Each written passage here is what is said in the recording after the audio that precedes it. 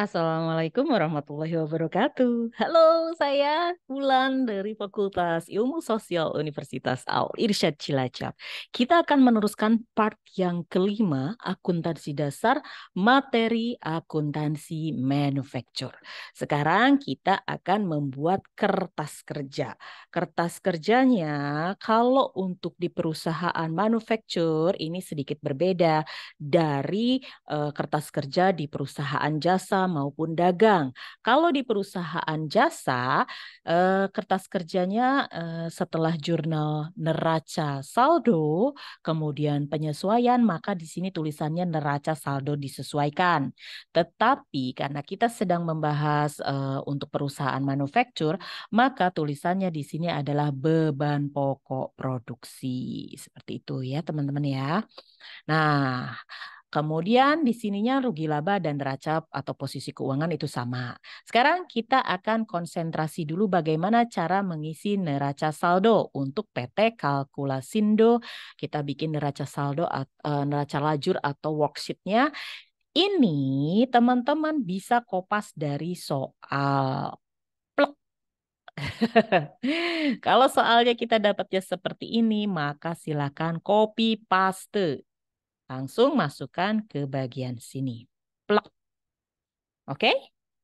Nah, lanjut. Setelah itu kita tadi sudah mengerjakan penyesuaian. Jurnal-jurnal penyesuaiannya kita sudah dapat ya. Di sebelumnya kita sudah dapat transaksi A, B, C, D, E. Maka kita harus sesuaikan. Karena ada penyesuaian setelah neraca saldo per September 2022. Nah, ini kita lihat di yang pertama dulu. Oke, kita transaksi A. Biaya pemakaian perlengkapan kantor. Coba kita cek di sini adakah biaya pemakaian perlengkapan kantor. Sini mana ada nggak biaya? Nggak ada. Di sini adanya perlengkapan kantor. Berarti kalau tidak ada di sini, maka teman-teman tulis di sini. Biaya pemakaian perlengkapan. Paham? Oke, berapa? Di bagian debit 8.000. Maka silakan teman-teman isi 8.000 di bagian debit. Warnanya merah ya. Oke, tandanya merah nih, biar mudah teman-teman ngetres. Kemudian di bagian kreditnya adalah perlengkapan kantor sebesar 8.000. Kita cek di sini, apakah ada perlengkapan kantor? Perlengkapan kantor, nah ada. Berarti kita tuliskan perlengkapan kantor 8.000 di sisi kredit. Betul? Di sisi kredit 8.000 di sisi kredit, perlengkapan kantor warnanya merah. Oke, sudah Ibu tandain. Paham ya? Oke, lanjut kita ke barang persediaan barang jadi. Persediaan barang jadi dulu ya. Persediaan barang jadi itu adalah yang transaksi B, ikhtisar rugi laba. Kita cek di sini ikhtisar rugi labanya di bagian debit 158, di bagian kreditnya 122. Kita cek ya sama-sama ya. Apakah di sini ada ikhtisar rugi laba? Nggak ada. Kalau nggak ada kita tulis ikhtisar rugi laba. Berapa? 158 dan 122. Oke, kita tulis 158 dan 122. Debit dan kredit warnanya biru. Yang ini dan yang ini sudah kita masukin ya. Tinggal kita masukin persediaan barang jadi dan awal ataupun akhir. Yang awal di sisi kredit 158, yang di sisi debit 122. Oke, kita masukin ke dalam worksheet-nya. Dalam worksheet-nya kita tulis barang jadi. Yang warnanya biru di bagian debit 122. Betul? Di bagian kreditnya 158. 158. Paham ya teman-teman ya? Oke, kemudian kita masuk ke yang ketiga. Yang transaksi C, ikhtisar produksi BPP dengan persediaan barang dalam proses. Kita lihat dulu, ikhtisar produksi atau BPP di bagian debitnya 46.000, bagian kreditnya 32.000. Oke, kita cari dulu di sini ikhtisar BPP atau beban pokok produksi atau ikhtisar produksi.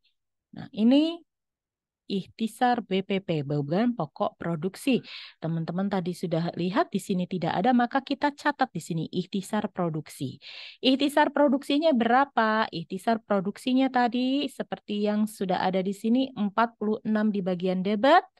Coba kita cek di sini 46 kita tulis bagian debit dan di bagian kreditnya 32.000. Kita cek di sini 32.000. Ya, yang ini. Bisa dipahami? Oke, lanjut. Sekarang kita masuk ke bagian transaksi D. Transaksi D adalah ikhtisar produksi atau BPP atau beban pokok produksi dan persediaan bahan baku. Di sini BPP-nya 72 di bagian debit dan di bagian kredit 47.000. Kita masukin karena ini tadi BPP-nya tambahan lagi ya. Kita tulis BPP. Kalau ini kalau mau ditambahin di sini tadi barang dalam proses, kalau ini bahan baku boleh teman-teman tambahkan. Di sini 72.000 dan 47.000. Benar nggak? 72.000 di sisi debit dan di sisi kredit 47.000. Warnanya kuning. Teman-teman bisa ngetrace. 72 sama 47. Oke, bisa dipahami ya. Kemudian persediaan bahan baku awal dan akhir. Kita lihat di awal debitnya 47, kreditnya 72. Maka kita tinggal masukkan. Nah, ini persediaan bahan baku atau bahan mentah. Yang ini kita tulis debitnya 47. Coba cek betul tidak? 47 debitnya, kemudian 72 kreditnya. 72 di bagian kredit. Tuh ya. Oke, dan yang terakhir adalah transaksi E, beban penyusutan aktiva tetap. Kita cek di sini. Apakah ada beban penyusutan aktiva tetap? Cek beban atau biaya penyusutan aktiva tetap. Enggak ada. Adanya adalah aset tetap dan akumulasi penyusutan aset tetap. Maka itu harus ada tambahan. Kita bikin di bagian bawahnya itu adalah penyusutan, biaya penyusutan aset tetap. Ya, atau beban penyusutan aktiva tetap di sini. 3.500 di bagian debit. Oke, kita cek di sini biaya penyusutan aktiva tetap atau beban penyusutan aktiva tetap 3.500 bagian debit. Paham ya, warnanya hijau. Kemudian kita lihat temennya apa. Nah, bagiannya adalah akumulasi penyusutan aktiva tetap. Akumulasi penyusutan aktiva tetapnya itu adalah 3.500. Ya, kita tinggal cek lagi di sini ada nggak akumulasi penyusutan aktiva tetap. Nah, ini aset tetap atau aktiva tetap. Di sini ada, kita tulis 3.500. Paham ya teman-teman ya? Nanti ini tinggal dijurnalkan, kanan dan kiri debit dan kredit harus sama. Oke, bisa dipahami? Oke, kita lanjut ke beban pokok produksi. Bagaimana cara menjurnalkan di neraca lajur atau di dalam worksheet beban pokok produksi? Beban pokok produksi itu isinya adalah pembelian bahan baku, kemudian biaya tenaga kerja langsung, biaya penolong, biaya tenaga penolong, dan pabrikasi lain atau overhead. Ini dari mana? Ini yang kita bahas di awal-awal kita bahas materi akuntansi manufaktur. Yang mana, Bu? Yang ini kalau teman-teman lupa. Ibu bukakan. Yang ini, biaya produksi. Kalau sebanyak ini ya berarti dimasukkannya sebanyak ini.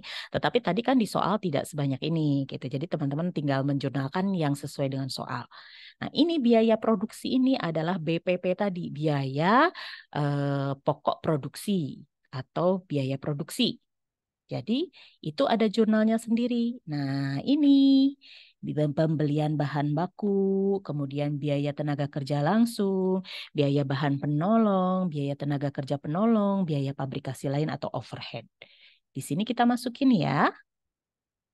Nah, kemudian yang BPP-nya tadi kita tinggal masukkan sama. Karena ini ikhtisar BPP ini berpengaruh terhadap beban pokok produksi atau biaya pokok produksi. Sini ya, masukin ya. Oke, kemudian harga pokok produksinya itu adalah teman-teman tinggal dihitung aja. Kanan sama kiri harus sama. Nah, balance-nya kalau tidak balance, nah ini perbedaannya kita taruh di sisi sebelah sini. Maka akan balance. Gitu ya teman-teman ya. Kalau ditanya berapa harga pokok produksinya, ya ini. Untuk di soal PT Kalkulasindo. Oke, kemudian setelah kita menjurnalkan beban pokok produksi, kita menuliskan atau menjurnal laba rugi. Apa isi dari laba rugi? Laba rugi isinya hanya penjualan dikurangi biaya-biaya. Karena tadi ada biaya-biaya pembelian bahan baku dan lain-lain sudah dihitung di pokok produksi, maka yang dimasukkan ke laba rugi di neraca lajur atau worksheet-nya perusahaan manufaktur ini hanya yang belum dihitung. Oke, tadi ini seharusnya bisa masuk ke sini, tapi kan sudah dibuatkan jurnal khusus untuk beban pokok produksi. Jadi sudah, ini yang pokok produksi di sini aja, udah disimpan di situ aja ya. Nah, kalau yang rugi laba isinya yang biaya-biaya yang tadi belum dihitung. Berarti ada biaya pemasaran atau biaya administrasi. Intinya ini adalah biaya operasional. Ya, makanya kenapa kalau kita tadi nggak bisa membedakan mana biaya produksi dan mana yang masuk kategori kelompok biaya operasional, maka di sininya kita akan rancu di bagian sini. Karena kita nanti bingung bagian mana nih yang masuk ke beban pokok produksi dan mana yang masuk ke kategori laba rugi.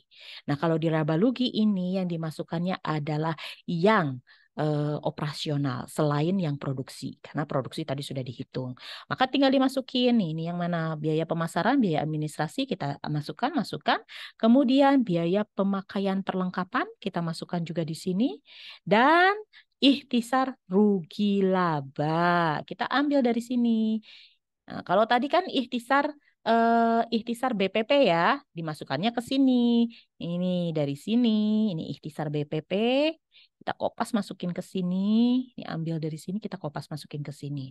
Sedangkan laba rugi isinya ikhtisar laba rugi. Ini yang dari sini kita kopas nih, cet, ambil kopas, masukkan ke sini. Paham ya teman-teman ya? Oke, dan yang terakhir adalah biaya penyusutan aset tetap. Biaya penyusutan aset tetap kan tidak masuk ke sini, nggak masuk ke dalam biaya pokok produksi, maka dimasukkan ke dalam sini. Nah, oke. Terus dijumlahkan di sini nanti kalau ada perbedaan itu kalau teman-teman hitung itu ini ada laba karena apa? Karena penjualannya lebih besar dibandingkan biaya-biaya. Kayak gitu ya teman-teman ya. 435.000 tambah 122 itu berapa di total? Nah, ada 557. Sedangkan ini tambah ini, tambah ini, tambah ini, tambah ini, tambah 297 dari harga pokok produksi ya. Kita taruh di sini di sisi debit. Nah, perbandingannya atau perbedaannya itu kalau di bagian penjualannya lebih besar, maka tulisannya adalah laba usaha. Kita tulis di sini laba usaha di bagian debit. Oke? Nah, kemudian terakhir sekali kita bikin neraca posisi keuangan. Neraca posisi keuangan adalah semua yang belum masuk ke laba rugi, belum masuk ke beban pokok produksi. Maka silahkan teman-teman masukkan semua. Di sini kita tinggal ambil ya 144, kemudian 160, kemudian yang di sini ini tambah ini kan 0 ya, tinggal sisa 122. Oke, berarti di sini kita tulisnya 122. Paham ya? Kemudian kita kan mau masukin lagi yang bawahnya nih, persediaan proses. 46 ditambah 46 yang kredit itu kan 0, nah sisanya 32. Maka kita tulis 32. Paham ya? Kemudian yang ini, yang di bahan baku mentah, di sini kita harusnya 72.000, tapi di sini juga ada kredit 72.000 setelah disesuaikan, maka sisanya 47. Maka tulis 47. Oke. Nah, ini yang berbeda. Apa yang harus ditulis di bagian sini, di bagian perlengkapan kantor? Perlengkapan kantornya di sini debitnya 52. Tapi di bagian penyesuaian ada kredit 8.000. Jadi 52 dikurangi 8 sama dengan 44.000. Paham ya? 52.000 dikurangi 8.000 sama dengan 44.000. Kita tulis di bagian sini. Kemudian aset tetap 321 sama kita tulis aja. Nah, kalau yang ini akumulasi penyusutan aset tetap. Kita lihat 32.000 ditambah karena sama-sama kredit, di sini kredit, di sini kredit ada tambahan 3.500. 32.000 ditambah 3.500 sama dengan 35.500. Paham? Dari mana? Oke. Kemudian utang usaha, utang bank, modal saham, laba ditahan, dan dividen ini sama aja semuanya. Tinggal dikopas. Nggak ada penyesuaian di situ, kita tinggal masukkan di kopas. Di kopas, kita tinggal hitung, ditotalkan berapa. Kemudian jangan lupa laba usahanya di bagian sini sudah debit, maka harus dikreditkan. Agar balance, selalu ada kredit, ada debit. Ada debit, ada kredit ya. Oke, kemudian ditotalkan semua maka keluar 926.000. Kalau dalam ribuan berarti 926 juta rupiah. Oke? Bisa dipahami ya teman-teman ya bagaimana cara memasukkan ke dalam worksheet. Oke, kuncinya adalah di sini dulu nih, penyesuaian.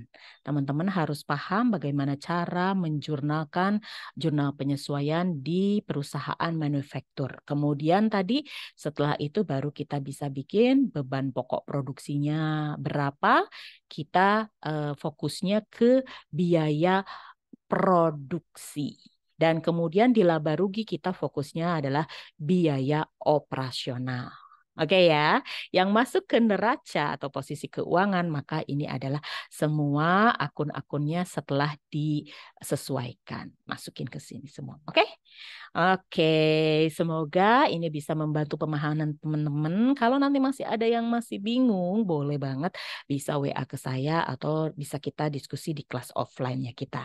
Oke, terima kasih atas perhatiannya. Sampai jumpa. Assalamualaikum warahmatullahi wabarakatuh.